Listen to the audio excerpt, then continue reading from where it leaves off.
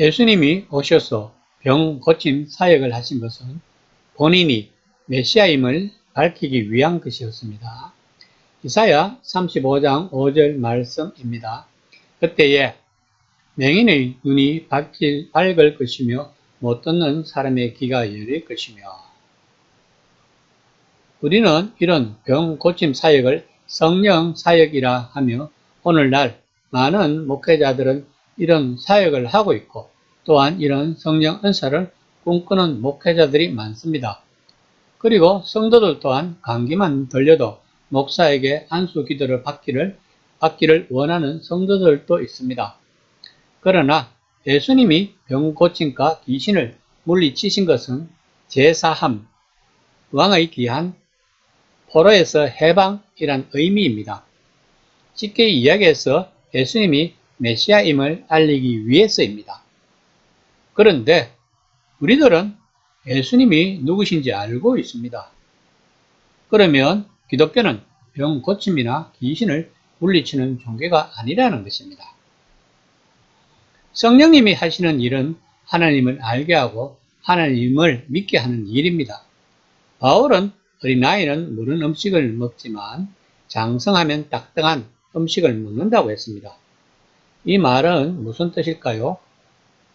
우리들이 초신자일 때는 찬양만 하고 기도만 해도 성령이 충만했음을 느낄 수 있었습니다. 그런데 신앙생활을 하면 할수록 그런 초신자 때의 성령 충만이 없어짐을 느낄 수 있습니다. 그래서 우리들은 첫사랑을 회복해야 한다며 또 열심히 기도를 하고 찬양을 합니다. 그러나 첫사랑 회복은 쉽지가 않습니다. 누구나 이런 경험을 했을 것입니다. 신앙은 생물입니다. 즉, 살아 움직입니다.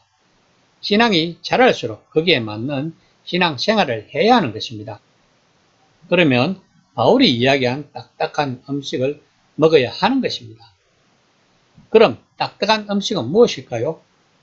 바로 말씀입니다. 수천 년 전에 쓰여진 성경 말씀이 살아서 나의 삶을 움직일 때 그것이 바로 성령의 역사함인 것입니다. 그리고 말씀을 통하여 하나님의 뜻을 하나씩 알아가는 것이 영성입니다. 코로나 사태 이후의 신앙은 바로 이런 영성이 주류를 이룰 것입니다. 이제 더 이상 치유 집회를 한다면서 좁은 공간에 모여서 부르짖고 기도하며 찬양을 하다 보면 코로나만 전염을 시킨다는 것을 우리는 알아야 합니다. 이처럼 성경 말씀에 대하여 잘못 알고 잘못 전하면 많은 혼란을 일으키고 세상 사람들로부터 많은 비난을 받는 것은 당연한 것입니다. 오늘 본문 말씀 또한 드디어 예수님이 예루살렘으로 입성을 하는데 제자들과 예수님을 따르는 무리들은 예수님이 십자가의 죽임을 당하러 가는 것도 모르고 예수님 가시는 길에 자신들의 겉옷을 깔면서 찬양하는 모습입니다. 제자들은 드디어 3년의 고생이 끝났다고 생각을 했을 것입니다. 이제 예수님이 예루살렘에 입성을 하면 예루살렘에 있는 모든 권력자들과 로마 제국의 관리들과 군사들은 예수님의 능력 앞에 무릎을 꿇을 것이라고 생각을 하니 하나님에 대한 찬양이 저절로 나왔을 것입니다. 이런 제자들의 모습을 보는 예수님의 심정은 어땠을까요? 그리고 이런 제자들은 예수님이 십자가의 처형을 당했을 때 어떤 심정이었을까요? 아마도 제자들은 멘붕에 빠졌을 것입니다.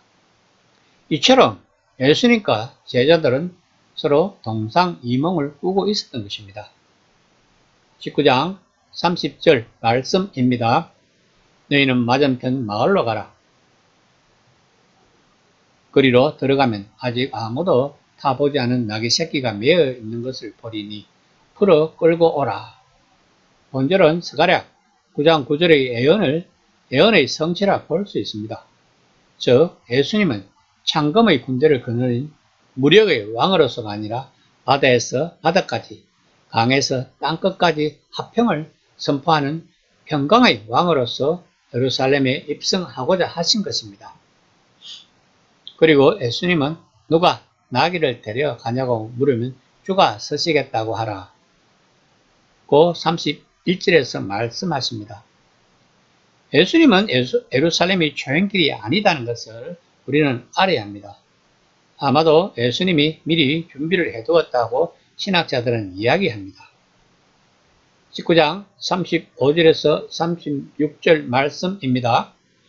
자기들의 겉옷을 나귀 새끼 위에 걸쳐놓고 예수를 태우니 가실 때 그들이 자기의 겉옷을 길에 패더라. 이는 열왕기하 9장 13절에 나오는 왕에 대한 존경과 환영의 표시입니다.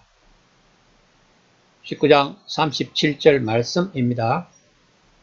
이미 감난산 내리막길에 가까이 오심에 제자의 온 무리가 자기들의 본바 모든 능한 일로 인하여 기뻐하며 큰 소리로 하나님을 찬양하여.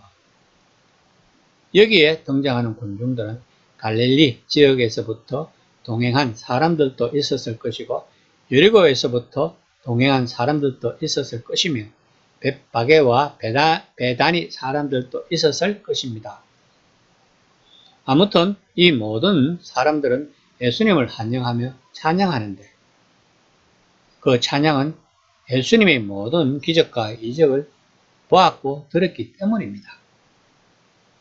하나님을 찬양한다는 것은 예수가 군중들에 의해서 하나님의 대리자로 공개되고 있음을 나타내는 것입니다. 그런데 예수님이 십자가 처형을 당했으니 이들은 얼마나 황당했을까요? 19장 39절 말씀입니다. 무리 중 어떤 바리새인들이 말하되 선생이여 당신의 제자들을 책망하소서 하거늘. 본절은 누가복음에만 나오는 말씀입니다. 본문 말씀을 두 가지로 해석을 합니다. 하나는 여기에 등장하는 바리새인은 예수님에게 호의적인 반응을 보입니다. 만약에 군중들이 흥분을 하여 감정을 주체시키지 못하면 이러한 환호가 시위의 양상을 띠므로써 로마 군대와 부딪히게 될 상황을 두려워했기 때문이며 또 다른 하나는 바리새인들이 예수께 드린 찬양에 대한 거부의 표시로서 제자들을 책망하라고 요구했을 수도 있습니다. 성경 전체의 문맥상 후자의 견해가 타당한 것으로 보는 신학자들이 많습니다. 이에 대한 예수님의 대답은 만일 이 사람들이 침묵하면 돌들이 소리 지르리라 하시니라고 40절에서 말씀하십니다. 격언구 형태의 이 구절은 하박국 2장 11절의 담에서 돌이 부르짖고 집에서 들보가 응답하리라 는 말을 연상시킵니다. 한마디로 예수님은 바리새인들의 요구를 묵살하신 것입니다.